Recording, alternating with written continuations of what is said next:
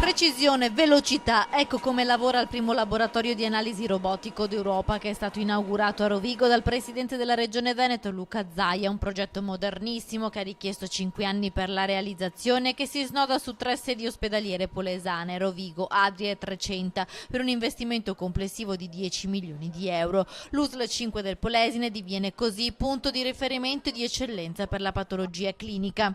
Ma al di là dell'aspetto finanziario, appunto, è la qualità che questa rete della medicina di laboratorio polesana può offrire al cittadino.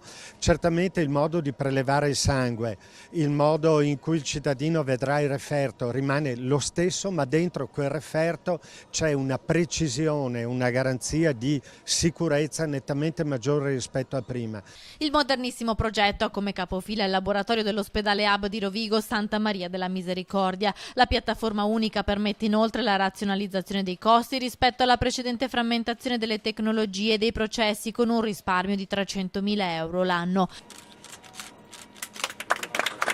L'inaugurazione del nuovissimo laboratorio di analisi è stata l'occasione per il governatore del Veneto di incontrare i sindaci dell'USL 5 Polesana e affrontare con loro i temi delle schede ospedaliere che riguardano l'area, le richieste e i timori espressi dal territorio, la carenza dei medici negli ospedali. Non c'è nessuna intenzione di cambiare l'ossatura e l'offerta della sanità polesana, ha assicurato Zaia, fornendo come esempio il punto nascite di Adria, che rimane aperto anche se per norma nazionale dovrebbe essere già chiuso. La nuova stesura delle schede ospedaliere deve tornare in giunta per l'approvazione definitiva, ma trova già il parere favorevole del direttore generale dell'USL Polesana.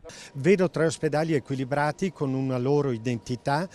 Una batteria di posti letto che non viene toccata, viene rimodulata, complessivamente sono gli stessi, non è stato tolto un posto letto che sia uno, viene rimodulata la distribuzione potenziando l'area della medicina.